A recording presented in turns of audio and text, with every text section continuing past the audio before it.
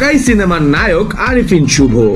সর্বশেষ তাকে শেখ মুজিবের বায়োপিক মুজিব একটি জাতির রূপকার সিনেমায় দেখা গেছে। এরপর তাকে আর কোনো সিনেমার খবরে পাওয়া যায়নি। দেশের রাজনৈতিক পট পরিবর্তনের পর একেবারেই আড়ালে চলে যান এ নায়ক।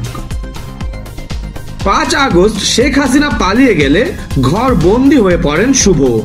মুজিব সিনেমায় বিনা পারিশ্রমিকে অভিনয় করেছিলেন তিনি। তবে এর জন্য হাসিনার আশীর্বাদ স্বরূপ পূর্বাচলে প্লটও পান। বর্তমান অন্তর্বর্তীকালীন সরকার সেটা বাতিলও করে। সব মিলে বর্তমানে শুভর সময় খুব একটা ভালো যাচ্ছে না। আওয়ামী সরকারের আমলে সুবিধা নেয়া শিল্পী হিসাবে এখন পরিণতি ভোগ করছেন তিনি। সমালোচিত নানা ইস্যুতে প্রায় গণমাধ্যমের খবরের শিরোনাম হচ্ছেন। এর মধ্যে তার ব্যক্তিগত জীবনেও ঝড় বয়ে যাচ্ছে। সংসার জীবনে বিচ্ছেদ, মায়ের প্রয়াণ এসবের সঙ্গে কাজহীন অলস সময় অভিনেতাকে মানসিকভাবে যন্ত্রণা দিচ্ছে।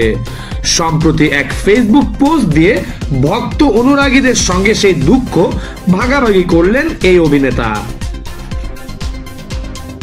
এদিকে সাম্প্রতিক সময়ে বাংলাদেশে কাজের ব্যাপারে সুবিধা করতে না পেরে শুভ নজর দেন কলকাতায়। গত 8 নভেম্বর গোপনে কলকাতায় একটি শুটিং এ অংশ নেন শুভ। জানা গেছে জ্যাজ সিটি সিরিজটিতে অভিনয় করছেন তিনি। 1971 সালের মুক্তিযুদ্ধের প্রেক্ষাপট নিয়ে এর গল্প। তবে বাংলাদেশে সিরিজটির কোনো শুটিং হবে না। এতে শুভর বিপরীতে কাজ করেছেন কলকাতার অভিনেত্রী সৌরসেনী মিত্র। এর আগে এই অভিনেতা পশ্চিমবঙ্গে আরো কাজ করেছেন। এর মধ্যে রয়েছে অরিন্দম শীল পরিচালিত 19 এপ্রিল ও রাহুল মুখার্জির লহু। বাংলাদেশে মুক্তির অপেক্ষায় রয়েছে শুভ অভিনীত সিনেমা নীলচক্র। এটিতে তার বিপরীতে অভিনয় করেছেন মন্দিরা চক্রবর্তী, পরিচালনা করেছেন মিঠু খান। এছাড়াও নূর নামে আরো একটি সিনেমা মুক্তি পাওয়ার কথা ছিল, কিন্তু এখন জানা গেছে সিনেমাটির কিছু দৃশ্য পরিবর্তন আনার প্রয়োজন মনে করছেন পরিচালক রায়হান রাফি।